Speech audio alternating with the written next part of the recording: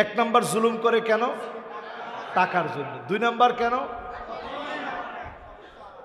সব আমার, সব আমার। দেশে থাকলে থাকেন, নাইলে চলে যান, সব আমার। তিন নাম্বার জুলুম করে কেন? হ্যাঁ। চার নাম্বার, এই ক্ষমতা একবার পেলে মনে করে আর কোনো দিন চেয়ার হাতছাড়া হবে না, ঠিক কিনা বলেন? এইবার আমার আপনার কাজ কি? ওমান ইতামাদা আলাল্লাহি ফালা ক্বাল্লা ওয়ালা মাল্লা ওয়ালা দাল্লা ওয়ালা যাল্লা। আল্লাহর উপরে যদি আপনি নির্ভর করেন, ক্ষমতা আপনার কাছে আসবে। আমি আপনি কোনোদিন ভাবতে পারি না ছাত্র জনতার এই আন্দোলনের পরে ফ্যাসিস্টদেরকে যিনি পরাজিত করে আমাদেরকে বিজয়ী বানায় দিবেন তিনি কে? আমরা অনেক সময় এখন মাস্টার মাইন্ড খুঁজি যে অমুকে মাস্টার মাইন্ড ছিলেন। কোন মাস্টার মাইন্ড নাই, এটা সরাসরি মাস্টার মাইন্ড আল্লাহ সুবহানাহু ওয়া তাআলা, ঠিক কিনা বলেন? কিসের মাস্টার মাইন্ড মেয়ে? আপনি চিন্তা করতে পারছেন এইরকম একটা বিজয় হবে? এই বিজয় আসার পরে খুব খুশি হওয়ার কারণ নেই। এই বিজয় আসার পরেই আজকে আপনাদেরকে 6টা বিষয় রাসূলের হাদিস থেকে শোনাবো।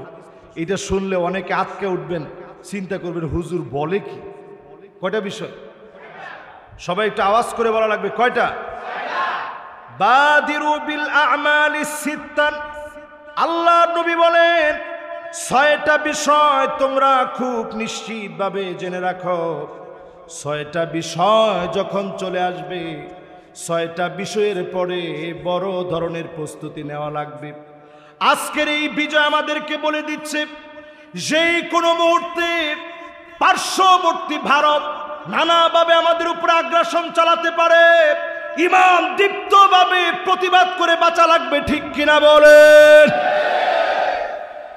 কথা কি আপনাদের কর্ণকুহরে পৌঁছাইছে? জোরে বলেন, পৌঁছাইছে?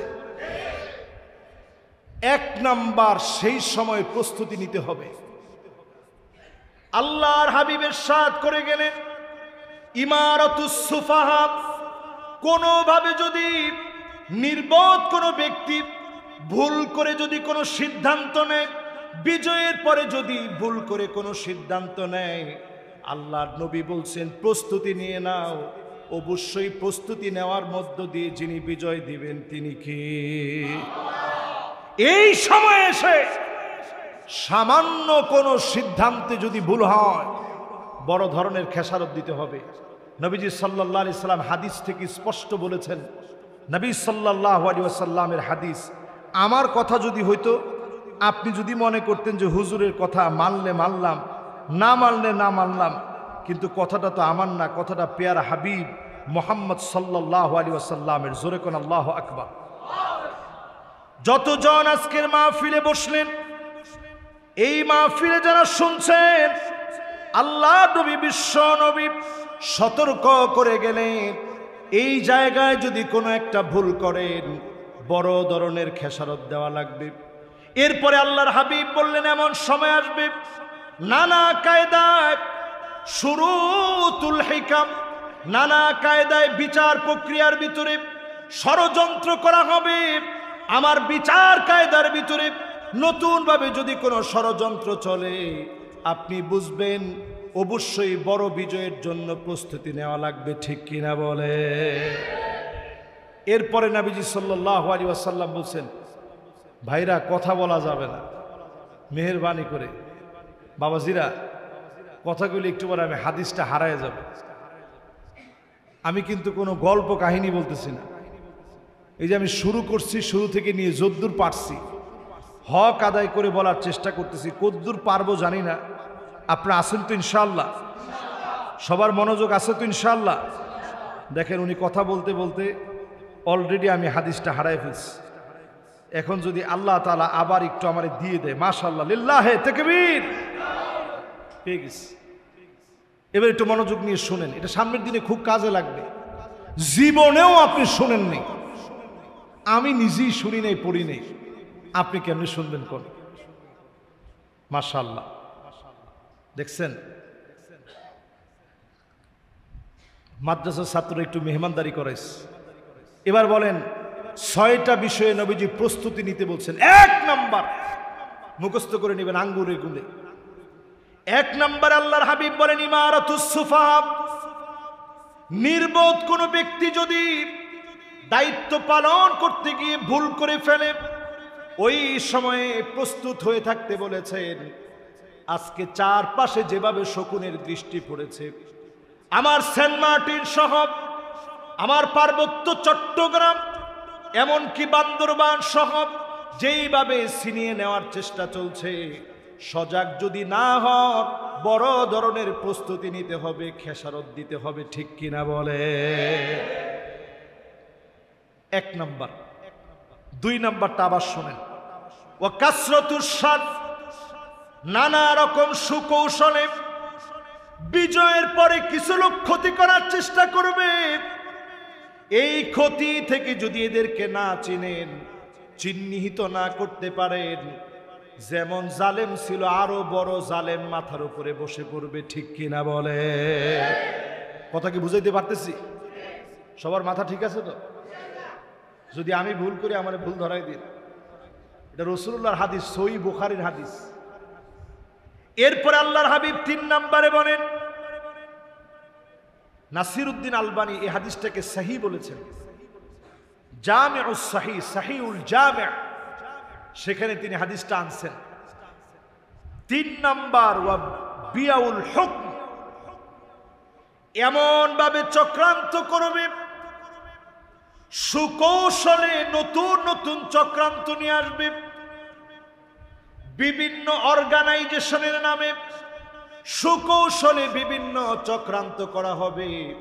বিজয়ের পরে এই বিষয়টা খেয়াল রাখা লাগবে, কারণ এই জামানাটা শেষ জামানা। এই জামানাতে মুসলমানদেরকে ধ্বংস করার চক্রান্ত করা হবে। গজওয়ে হিন্দের সময়টা এমন ভয়াবহ হবে, টাকনু পর্যন্ত রক্ত পৌঁছায়া যাবে। এরপরে যিনি মুসলমানদেরকে বিজয় দান করবেন তিনি কি? বিভিন্ন অর্গানাইজেশন নামে বেনামে আমাদের দেশে সুকৌশলে চক্রান্ত করবে।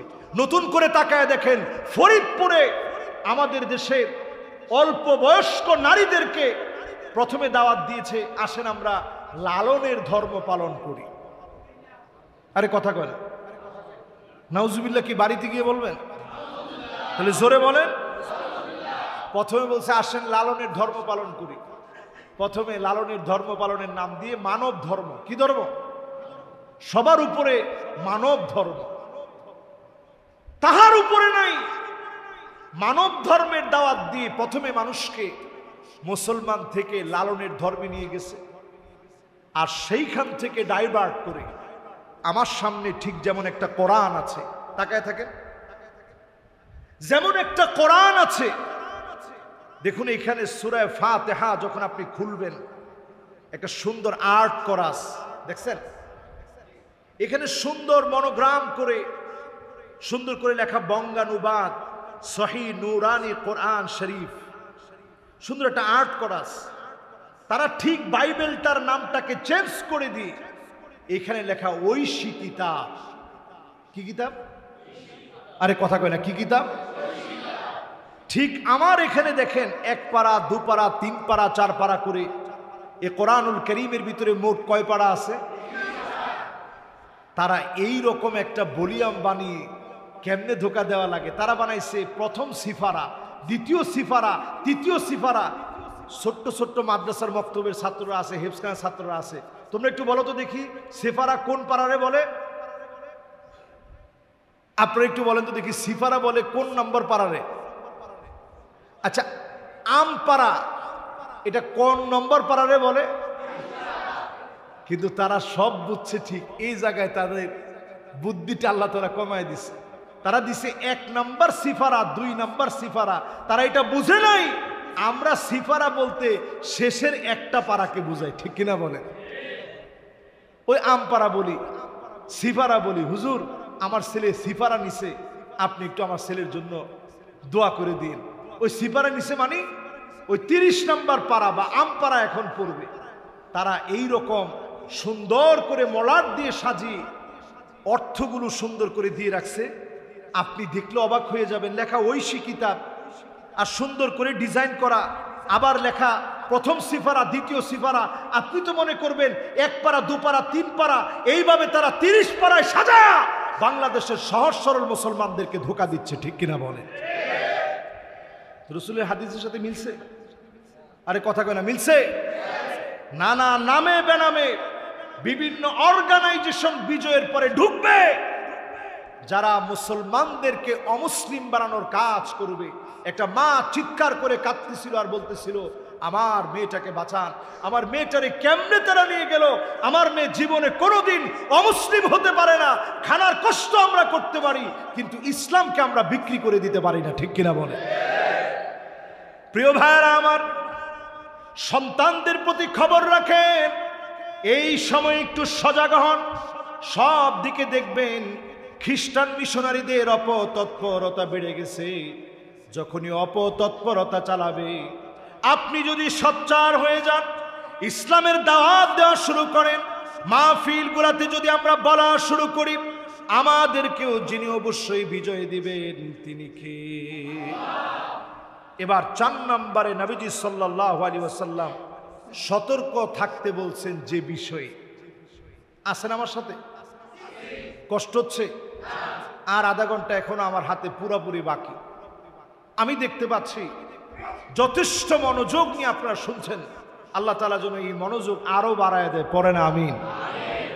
এবার কয় নাম্বার? এই 4টা যে 3টা গেছে, কে কে মুখস্থ শোনাইতে পারবেন? 1 নাম্বার। আর টাকার পরে তো আরেক ওয়াজ শুরু করছে এখন।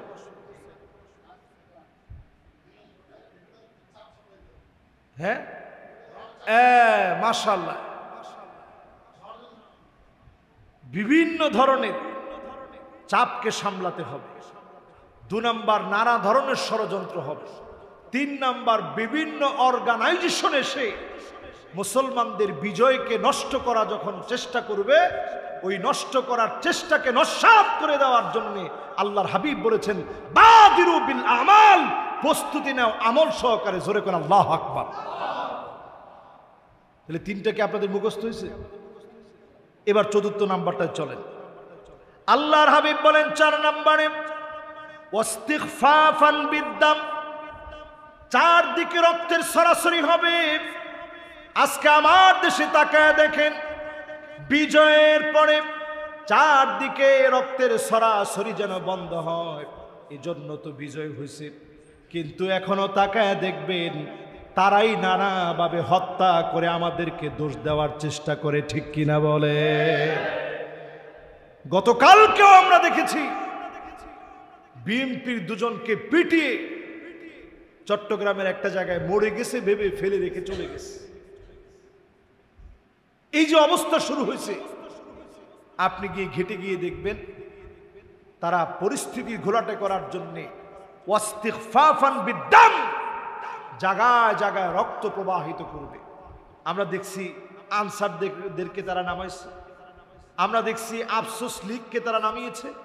নানাভাবে বাংলাদেশের পরিস্থিতি ঘোলাটে করার জন্য একটা মহল সরব ষড়যন্ত্রে লিপ্ত আছে। যদি এখনই আপনি সজাগ না হন, আগামী দিনে টিকে থাকা অসম্ভব হয়ে যাবে, ঠিক কিনা বলেন? তাহলে কয় নাম্বারটা গেছে? এবার 5 নাম্বার আল্লাহর হাবিব বলেন কাতিয়াতুর রাহিম, এই সময় আত্মীয়তার সম্পর্ক ভুলে যাবে। দেখেন কেমনে মিলছে। আপন ভাই, বড় ভাই ধরেন আওয়ামী লীগ করত, ছোট ভাই বিএনপি করে, এই রকম ঘরের মধ্যেও গিয়ে দেখেন আওয়ামী লীগের লোকটা ঘরের মধ্যে থাকতে পারতেছে না, ঠিক কিনা বলেন? এরপর তো ঠিক কয় না, ঠিক কিনা বলেন? কেন থাকতে পারতেছে না? ওই যে আপনি যেরকম মামলা দিছেন, ওইরকম মামলা এখন আপনার ঘাড়ের উপরে পড়ছে, ঠিক কিনা? এই জন্য আজকের এই মাহফিল থেকে শুনেন, যত জীবন বাঁচবেন অনেক কিছু আপনি দেখলেন, সব দেখা শেষ, সামনে হবে আল কোরআনের বাংলাদেশ, ঠিক কিনা বলে? এটা থেকে আর যতদিন দূরে থাকবেন ততদিন এই মুসিবতগুলো আসবে, যেগুলো বলতেছি চলতে থাকবে। ইসলামের পক্ষে যদি এখনো না আসেন, আগামী দিন আমরা মুসলমান হিসাবে পিছিয়ে পড়ব। আমার দেশ তো এমন একটা দেশ, আফগানিস্তান, তারা গরম মানুষ, মেজাজ গরম। বাংলাদেশের মানুষের মেজাজ বড় ঠান্ডা। গরম মানুষের পরে নরম এই জাতিকে দিয়ে আগামীর পৃথিবীর মুসলমানদের বিজয় বিপ্লবের জন্য আল্লাহ তাআলা কবুল করে রেখেছে, ঠিক কিনা বলেন? এই বিজয়ের জন্য কি আমরা প্রস্তুত আছি মুসলমান? জোরে বলেন, প্রস্তুত আছি ইনশাআল্লাহ? কয় নাম্বারটা আছেন সবাই বলেন, কয় নাম্বার? 5 নাম্বার। 5 নাম্বারের পরে আল্লাহর হাবিব বলেন, ওয়ানাশউন ইয়াত্তাখিযুনাল কুরআনা মাযামিরা। এমন সময় আসবে বড় বড় বক্তাদেরকে, কারীদেরকে আপনারা বসায়া দিবেন। কথাটা আমাদের দিকে শুনতেছেন? কথা খেয়াল করে শুনতেছেন? পুরা হুজুরদের দিকে এই কথাটা। আল্লাহর হাবিব বলেন, এমন সময় আসবে কোরআন পড়ার জন্য, কোরআন বোঝানোর জন্য এমন লোকদেরকে বসায় দেওয়া হবে। ইউকাদ্দিমুনা আহাদাহুম লিয়ুগান্নিয়াহুম ওয়া ইন কানা কাল্লুহুম ফিকহান। এমন লোকদেরকে বসায় দেওয়া হবে যারা নিজেরাই কোরআন বুঝে না, এমন লোকদেরকে বোঝানোর জন্য বসায় দেওয়া হবে, ঠিক কিনা বলেন? এখনো আপনি তাকায় দেখেন, দীর্ঘদিন ধরে যারা ষড়যন্ত্র করেছে, যেই ফরিদ উদ্দিন মাসউদ শাহবাগে যাকে সবচেয়ে সওয়াবের কাজ বলে মনে করেছে, তাকে যদি আপনি নেককার বলেন, আল্লাহর আদালতে জবাব দেওয়া যাবে না, ঠিক কিনা বলেন? কেমনে জবাব দিবেন আল্লাহর কাছে? ফরিদ উদ্দিন মাসউদ তিনি যত বড় আলেম হোক, আমার কাছে একটা বিষয় পরিষ্কার, আলেমের মাথা যদি নষ্ট হয়, বিরিয়ানি যদি সামান্য নষ্ট হয়, এই বিরিয়ানি আর খাওয়া যায় না। ওমা ঠিক তো কয় না? আপনি যদি ভাত নষ্ট হয়, খাওয়া যায়? আবার কয় না, একটু পানি দিয়ে কষলেই তো আপনি খেতে পারবেন। মাশাআল্লাহ, পান্তা করে খাওয়া যায় মানে? কাঁচা মরিচ আর পেঁয়াজ দিলেই এটার চাইতে স্বাদ আর কিছু আছে? সকালবেলা আপনি নিয়ে বসবেন, অন্য ভাত যদি 1 প্লেট খেতে পারেন, একটু নষ্ট নষ্ট হয়েছে, এটা 3 প্লেট খাওয়া যাবে। কিন্তু বিরিয়ানি যদি নষ্ট হয়, আঙ্গুল দিবেন, দেখবেন আঙ্গুল ভিতরের দিকে ঢুকে যাচ্ছে। এরপরে দেখবেন হাইরে দুর্গন্ধ, এটা খাওয়ার আর কোনো স্রোত নেই। এটাকে যদি আপনি ভাজতে ভাজতে মুড়ির মতো বানায় ফেলেন, শক্তে আপনার দাঁত ধরে যাবে। কোনোভাবেই বিরিয়ানি নষ্ট হলে খাওয়া যায় না, ঠিক কিনা বলেন? ঠিক তদ্রূপ কোন আলেম যদি পচে যায়, নষ্ট হয়ে যায়, ওই আলেম সমাজের সবচেয়ে নিকৃষ্ট হয়, ঠিক কিনা বলেন? জসিমউদ্দিন রহমানী হাফিজাহুল্লাহ 11 বছর 16 দিন তিনি জেলের মধ্যে ছিলেন। ওনার অপরাধ কি? ওনার অপরাধ হচ্ছে আনসারুল্লাহ বাংলা টিম নাকি উনি বানাইছে। আমি নিজে ওই দিন ওনার সঙ্গে দেখা করতে গেছি। ওনার চেহারার দিকে আমরা আজকে মসজিদে বসে মাহফিল শুনছি, অত্যন্ত মোবারক জায়গা মসজিদ। এরকম মসজিদে বসে মাহফিল শোনার ভিতরে আলাদা একটা সওয়াবের বিষয় আছে। তো আল্লাহ রাব্বুল আলামিন যেইভাবে সুযোগ করে দিয়েছেন, আমরা পড়ছি কালিমাতুশ শুকর আলহামদুলিল্লাহ। রাত যেহেতু অনেক গভীর হয়ে গেছে, রাত 11:30টার পরে সাধারণত আমি আমার যে মাহফিল, ওই মাহফিলে বয়ান করি না। এই মাহফিলটা যেহেতু আমি আপনাদের মেহমান হিসেবে আসছি, সব মাহফিলে মেহমান হিসেবে যাই, আর এই মাহফিলে মেহমানের মেহমান, যিনি মেহমান ছিলেন উনি অসুস্থ থাকার কারণে রংপুরে আমি অনেকবার আসছি মেহমানের মেহমান হয়ে। একবার আসছি মিজানুর রহমান আজারি সাহেব যখন চলে গেলেন, তখন ওনার মেহমান হয়ে এক জায়গায় আসছি মাহফিলে। আজকে আসছে আমাদের প্রিয় ভাই আমির হামজা সাহেব, তিনি অসুস্থ আছেন। আমরা সবাই দোয়া করি আল্লাহ রাব্বুল আলামিন যেন শিফায়ে কামেলা আদেলা আজেলা যেন দান করে দেন। পড়ে না আমিন। ইন্নাল হামদালিল্লাহ হামদান ইয়ালিকু বিজালালিহি وكماله سبحانه وتعالى له الحمد في الأولى والآخرة وهو على كل شيء قدير.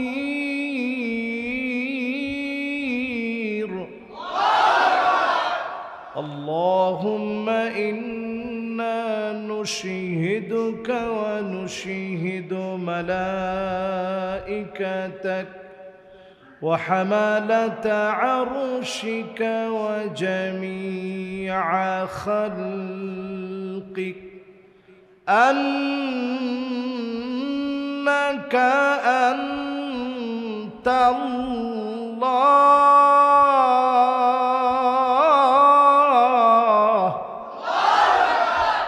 لا إله إلا أنت فهو الواحد الأحد الفرد الصمد الذي لم يلد ولم يولد ولم يكن له كفوا أحد.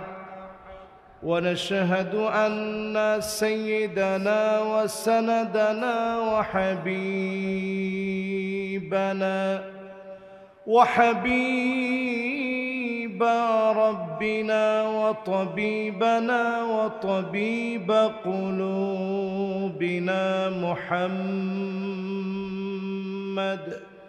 صلى الله عليه وعلى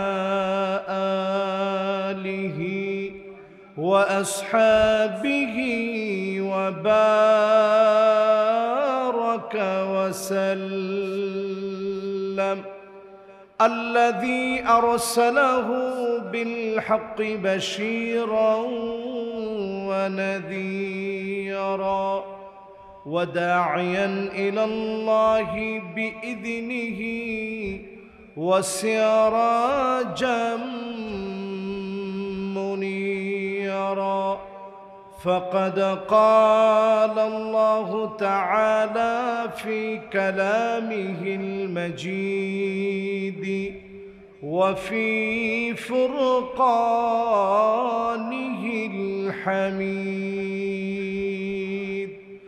সবাই পড়ে আউযু বিল্লাহি মিনাশ শাইতানির রাজীম বিসমিল্লাহির রাহমানির রাহিম ওয়ামা أرسلناك عليهم وكيلا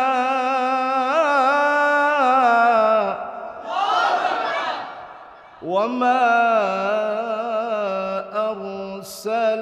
أرسلناك إلا رحمة للعالمين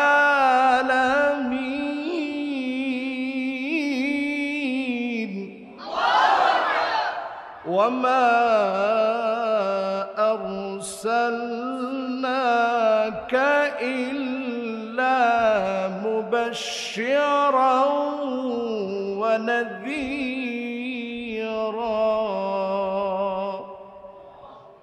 وما أرسلناك إلا كافة للناس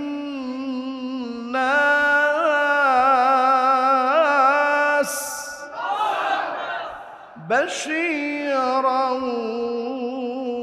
ونذيرا.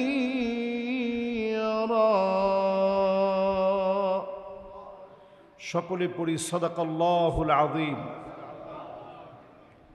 وقال تعالى في شان حبيبه مخبرا وآمرا إن الله وملائكته يصلون على النبي يا أيها الذين آمنوا صلوا عليه وسلموا تسليما اللهم صل على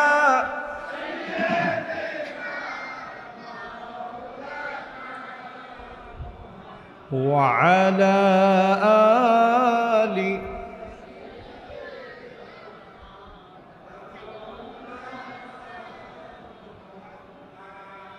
ধন্য গো মা আমেনা, ধন্য আপনার জিন্দেগি, আপনার উদরে জন্ম নিলেন দু জাহানের প্রাণের নবী। আল্লাহুম্মা সাল্লি আলা মাওলানা মুহাম্মদ ওয়া আলা আলি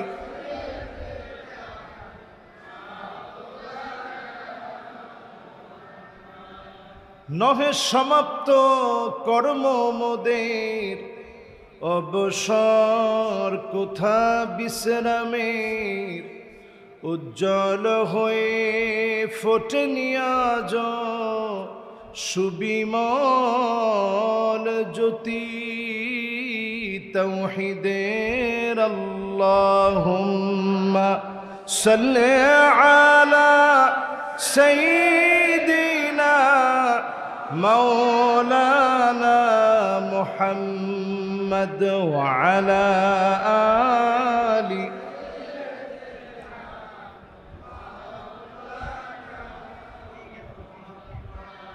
সকলে পড়ি বালাগল উলা বিকামালিহি কাশাফাদ দুজা বিজামালিহি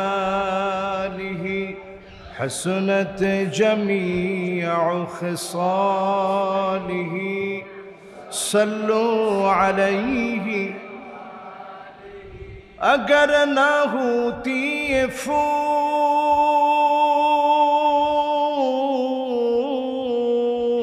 پھول کہ بلبل کا ترنم بھی نہ ہو، چمن دہار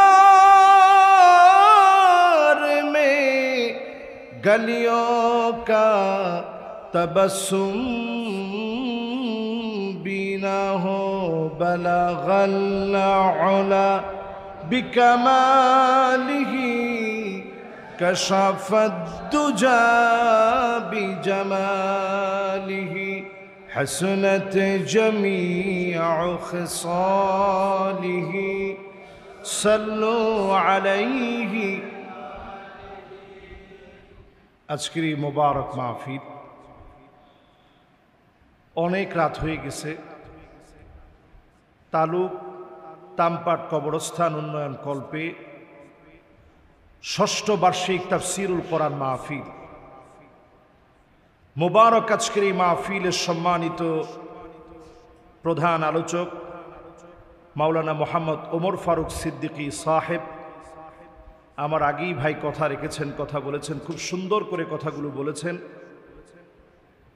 আজকের এই মাহফিল থেকে আমি দোয়া করছি সকলকে নিয়ে কাবিলিয়তের সাথে আল্লাহ রাব্বুল আলামিন যেন ওনাকে কবুল আর মঞ্জুর করেন। সকলে পড়েন আমিন। এই মাহফিলের সম্মানিত আলোচক মাওলানা মোহাম্মদ সামিউল ইসলাম ফারুকি, উনার জন্য আমি দোয়া করি আল্লাহ রাব্বুল আলামিন উনাকেও যেন দ্বীনের জন্য কাবিলিয়তের সাথে কবুল আর মঞ্জুর করেন। পড়েন আমিন। মাহফিলের সম্মানিত প্রধান অতিথি খুবই মুআদ্দাব একজন ব্যক্তিত্ব, আমার আগে খুব স্বল্প সময়ে কথা রেখেছেন জনাব আলহাজ মোহাম্মদ সৈয়দ রেদওয়ানুল ইসলাম রতন সাহেব, বিশিষ্ট শিল্পপতি। আমরা দোয়া করি আল্লাহ রাব্বুল আলামিন তার অর্থে, তার স্বাস্থ্যে, সমস্ত দিকে আল্লাহ রাব্বুল আলামিন যেন বরকতে পরিপূর্ণ করে দেন, পড়ে না আমিন। এই মাহফিলের সম্মানিত যিনি সভাপতি, যিনি সভাপতিত্ব করছেন, ওনারও একটা ছেলে মাদ্রাসায় পড়ে, লম্বা সময় আমার সাথে গল্প হয়েছে, জনাব মোহাম্মদ রুহুল আমিন সাহেব, বিশিষ্ট ঠিকাদার। ওনার জন্য আমরা দোয়া করি আল্লাহ রাব্বুল আলামিন ওনাকেও যেন দ্বীনের জন্য কাবিলিয়তের সাথে কবুল মঞ্জুর করেন, পড়ে না আমিন। উপবিষ্ট হয়েছেন আজকের এই মাহফিলে হাদারাত উলামায়ে কেরাম, ফুদালা, কুরামা, আইম্মা, খুতাবা, যতজন এই মাহফিলে আসছেন।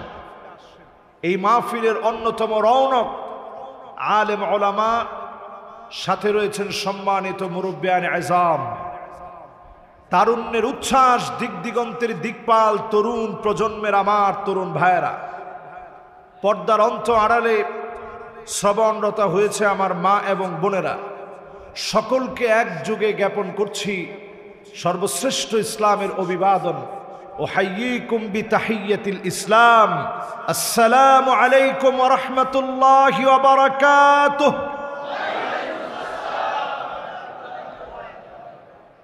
যে মহান মালিক দয়া করে ভালোবাসা দিয়ে রবিউল আউয়াল মাসের একেবারে শেষ লগ্নে তাফসীরুল কোরআন মাহফিলে মসজিদের ভিতরে একটা বরকতপূর্ণ সময়ে বসার তৌফিক দিয়েছেন, অবনত চিত্তে শুকর গুজারি আদায় করি, সকলে মিলে পড়ি কালিমাতুশ শুকর আলহামদুলিল্লাহ। আমি লক্ষ্য করতেছি এই এলাকায় মুরব্বি আর জওয়ানের ভিতরে একটু মারামারি আছে। আপনারা জানেন রংপুর কোন জায়গা? রংপুর তো সেই জায়গা যেখানে আবু সাঈদের দুটি হাত উন্মুক্ত করে দেওয়ার মধ্য দিয়ে জালেমের শৃঙ্খল ভেঙে নতুন স্বাধীনতা আমাদেরকে দিয়েছে, ঠিক কিনা বলেন? এরকম একটা আবু সাঈদ আমাদেরকে বারবার স্মরণ করায় দেয়, যুগ জামানা পাল্টে দিতে চাই না অনেকজন, এক মানুষই আনতে পারে জাতির জাগরণ, ঠিক কিনা বলে? পুরা জাতি জাগরিত হয়েছে আবু সাঈদের সেদিনের দৃশ্যের কারণে। সেদিন দুটি হাত যখন প্রশমিত করে দিয়েছে, পুলিশের সামনে হাত বাড়িয়ে দিয়েছে, পিছনে তার ঘাড়ের মধ্যে আঘাত লেগেছে, সে আঘাত থেকে রক্ত ঝরছিল, এরপরেও সে পিছপা হয় নাই। এটাই প্রমাণ করে দিন বিজয়ের জন্য অনেক সময় এমন যুবকদেরকে আল্লাহ কবুল করে, ঠিক কিনা বলে? সে আবু সাঈদের মাটির ভিতরে এসে আজকে যখন আপনাদেরকে কথা শোনাচ্ছি, শহীদ আবু সাঈদ রাহমাতুল্লাহ আলাইহি, আল্লাহ পাক তার এই শাহাদাতকে কবুল করে পূর্ণ মর্যাদা যেন আল্লাহ তাআলা তাকে দান করেন, পড়ে না আমিন। আপনারা এই মাহফিলে আসেন না গেছেন?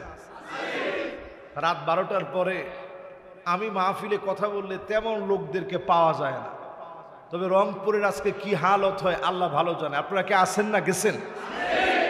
এই মাহফিলে যারা বসছেন 50% শুনে কারা কারা চলে যাবেন হাত উঠায় দেখা। সারা বাংলাদেশে রংপুরের লোকদেরকে মানুষ একটু সহজ সরল মনে করতে পারে, কিন্তু একটা লোক ছাড়া কেউ হাত তোলে না। আমি অবাক হয়ে গেছি। অন্তত আমাদের প্রধান অতিথিও তাকাইছিলেন যে কয়জন হাত তুলে একটু দেখি, কিন্তু আমি লক্ষ্য করে দেখলাম তেমন কোনো হাত উঠে নাই। আপনারা কি আসেন না গেছেন? এই মাহফিলে 60-70 বুঝি না, বরাবর 80% পর্যন্ত শুনে কারা কারা বাড়ি যাব হাত উঠায় দেখায়। এখন আবার কিছু লোকের ঈমান একটু দুর্বল হয়ে গেছে। তাহলে আপনারা শুনবেন কত পারছেন?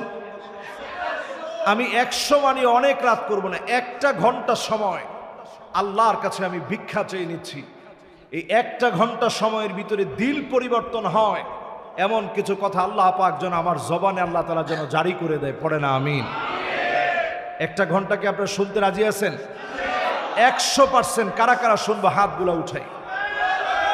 মাশাআল্লাহ, লিল্লাহি তাকবীর। আপনারা আছেন তো ইনশাআল্লাহ? 100% যারা শুনবো এর মধ্যে উঠে কে এটা আমি দেখব। একটা লোক আমরা উঠবো না, রাজি আছি তো ইনশাআল্লাহ? আবার মোড়ে মোড়ে দেখেন যুবকরা দাঁড়ায় আছে একেবারে বডিগার্ড হিসাবে।